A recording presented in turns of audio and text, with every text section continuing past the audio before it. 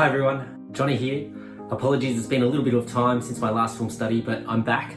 If you've been following me on social media, you might have seen that I've been busy commentating at events and putting together some other bits and styles of content. But today, I'm actually going to take a look at the fight between Jared Brooks and Joshua Pacio from 164.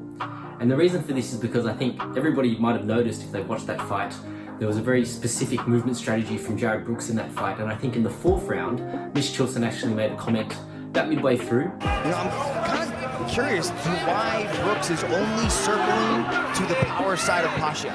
He's only moving to his left, right? He's just jogging in a circle, right? That's all he's doing, but it's consistently to that side, right? He might fake a little bit, go to the right, but he's right back on his bicycle, circling to his left. So let's take a closer look at this specific movement strategy. It is commonly referred to as circling towards the power side if you move towards the rear hand and legs of the opponent's stance, as more power can be generated from the rear hand or leg. For example, in orthodox stances, this would be moving towards the opponent's right side, and in southpaw, this would mean moving towards their left side.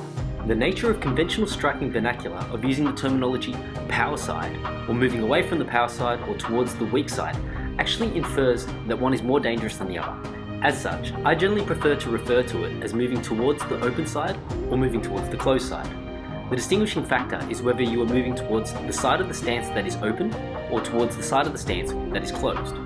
There are two key reasons why I believe this was an intentional strategy from Jared Brooks. One, I went back and reviewed Brooks' previous encounters with Adewang, Minowa, and even his controversial fight with Davison Figueiredo, where there was not as much bias towards moving towards the open side. And two, when reviewing Pacio's previous fights, he has great striking weapons from his left side, whether it's flicking the left head kick or throwing the left hook, or a lightning fast spinning back kick. Aside from the obvious benefit of moving away from the power of the lead side attacks, pushing towards the open side allows Brooks to try and square up Pacio's feet, which actually puts Pacio on the back foot a lot when Brooks would engage. In this first example, Pacio opts to try and counter, having to push forward from a square stance as Brooks exits the exchange. Note the weight distribution as he tries to throw his right low kick. In this second example, Pacio was ready to counter with the left hook as Brooks rhythm stepped, then set his feet to push forward. Pacio lands with his left hook on the inside, but is forced back into a square stance, which actually allows him to throw the left-right-left combination to land and force an end to the exchange. Ideally for Brooks, if his forward momentum and strikes could shift Pacio off his base, he could enter, land and exit and be out of the range of Pacio's counters. Although the left high kick doesn't land cleanly, the force of the blow is enough to shift Pacio off balance, pushing him just out of range to counter. I actually covered this topic extensively in my Alexander Volkanovski vs Brian Ortega film study, which you can watch by clicking the card on the top right of the screen here. The advantages of pushing towards the open side were again highlighted in this fight as well, allowing Brooks to enter with his rear hand or rear leg, in essence by forcing Pacio into the power of Jared Brooks' rear hand or leg. In this example, Brooks rhythm steps towards the open side, setting his feet before launching a powerful Superman cross, forcing Pacio backwards. Having scored in the exchange, Brooks is mindful to exit before Pacio can regain his composure to counter. Moving to the open side is a double-edged sword. Yes, Brooks is closer to Pacio's power side attacks, however Pacio is also closer to Jared Brooks' power weapons as well.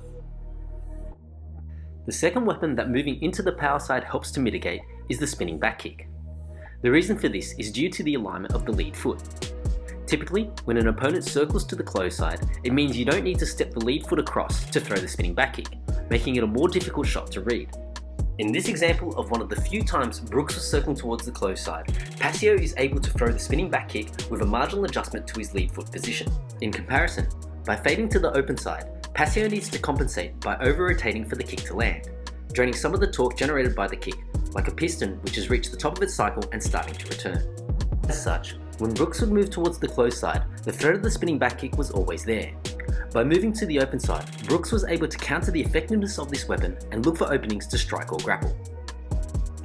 The next strategic advantage that Brooks gained from circling to the open side is that it allowed him to try and catch the rear leg attacks from Pacio to force the grappling exchanges. Brooks knew he had the advantage in these exchanges from round 1, and as such, although Brooks was moving towards the power of the rear leg, the threat of the takedown meant that Pacio would often pull the leg back upon contact to try and prevent the leg getting caught. In this sequence, Pacio is looking to fire the leg kick. Seeing Jared Brooks' left hand dropping down to catch the kick, Pacio pulls the kick to prevent the catch. Note the angle of the bend in the knee to avoid contact. Without contact, Pacio is forced to spin and chooses to add on a spinning back fist.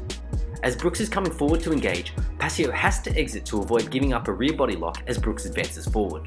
The threat of the kick getting caught was a scenario that played out multiple times in this fight, and by moving into the open side, Brooks was aiming to create a better connection on the catch to secure the takedown. In this example, pay attention to Brooks' lead foot stepping towards the open side and into the power of the body kick.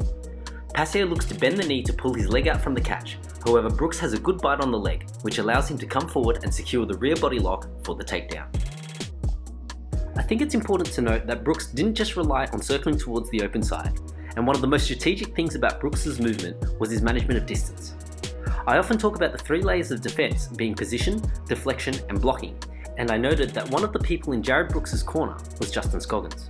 It was a fun bit of bonus study to do some homework on Justin Scoggins, so in the context of the importance of distance management, I thought to include this little clip from his fight with Ray Borg from UFC Fight Night 82.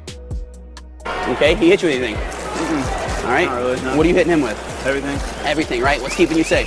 Distance. And movement, okay? Yep. I hope you've enjoyed this fight study as much as I enjoyed putting it together. Thanks for watching, and don't forget to like, follow, or subscribe to join me as I continue to work on my film study skills. Thanks again.